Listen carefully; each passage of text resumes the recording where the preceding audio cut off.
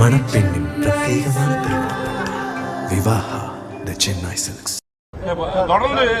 தொடர்ந்து போராட்டம், கிராம உதவியாளர் போராட்டம் ஒரு பக்கம், ஊராட்சி எல்லாரும் ஒரு போராட்டம், விவசாயிகள் கறிக்கோழி விவசாயிகள் அந்த போராட்டம் தொடர்ந்து நடந்துட்டு இன்னும் முடிஞ்ச பாடு இல்லை. இப்போ இங்கே சட்டமன்ற கூட்டத்தில் ஒவ்வொரு முறையும் வாக்குறுதி கொடுத்துட்டு வராங்க, பேச்சுவார்த்தை எடுத்துட்டு வராங்க. இப்போ நீங்க இப்போ எதிர்கட்சி சார்பா நீங்க அந்த போராட்டத்தில் ஈடுபடுறவங்களுக்கு என்ன ஆதரவு தர போறீங்க? ஏற்கனவே இது குறித்து சட்டமன்றத்தில் நான் கவன ஈர்ப்பு கொண்டு வந்து இந்த அரசுடைய கவனத்தை கொண்டு வந்து அப்படி கொண்டு வந்தும் இந்த அரசு அந்த கறிக்கோழி வளர்க்கின்ற அந்த விவசாயிகளுக்கு எந்த உதவியும் செய்யல, எந்த நடவடிக்கை எடுக்கல. இன்றைக்கு அந்த கறிக்கோழி கொள்முதல் செய்கின்ற அந்த நிறுவனத்திற்கு தான் இவர்கள் உதவியாக இருக்காங்க. இதுல பல்லாயிரக்கணக்கான விவசாயிகள் இந்த கறிக்கோழி வளர்ப்பில் ஈடுபட்டிருக்கிறாங்க. அவரெல்லாம் போராட்டம் நடத்தி அந்த போராட்ட நடத்துக்கெல்லாம் கைது பண்ணியிருக்கிறாங்க. இப்பதான் விடுதலை ஜாமீன் வந்திருக்கிறாங்க.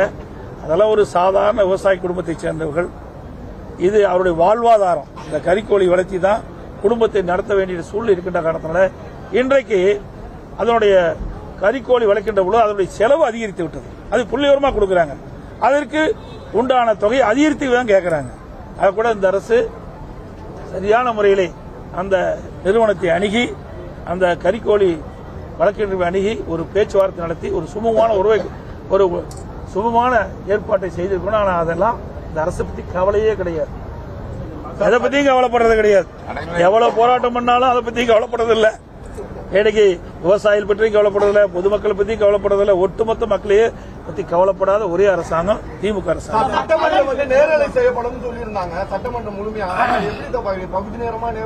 அதாவது நான் பேசும்போது வராது, லிங்க் கொடுக்க மாட்டாங்க.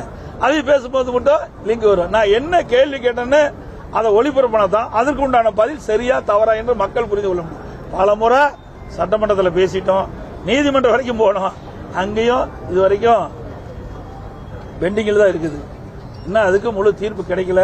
அதனால இதுக்கெல்லாம் விரைவாக விடிவு காலம் வரும். இந்த கூட்டத்தொடரோட இன்னைக்கு அலுவல் ஆய்வுக்குள் நடக்குது, இன்னும் எத்தனை நாள் நடக்குன்னு தீர்மானிப்பாங்க. அந்த நாட்களோட இந்த ஆட்சிக்கு முடிவு கட்டப்படும். மீண்டும் அனைத்து இந்திய அண்ணா திராவிட முன்னேற்ற கழக தலைமை தேசிய ஜனநாயக கூட்டணி இணைந்து இன்றைக்கு மிகப்பெரிய ஒரு கூட்டணி அமைச்சிருக்கிறோம், வலிமையான கூட்டணி அமைச்சிருக்கிறோம். எங்கள் கூட்டணி நடைபெறுகின்ற சட்டமன்ற பொதுத் தேர்தலில் அதிக இடங்களில் வெற்றி பெற்று அதிமுக ஆட்சி அமைக்கும் என்பதை தெரிவித்து அனைத்து ஊடகங்களுக்கும் நன்றி, வணக்கம்.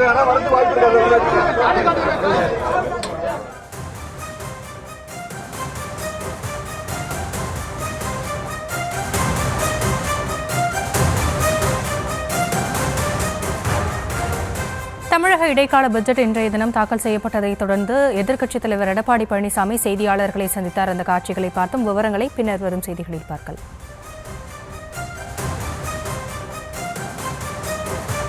மணப்பெண்ணின் பிரத்யேகமான திருமணம் விவாஹா தி சென்னை சில்க்ஸ்.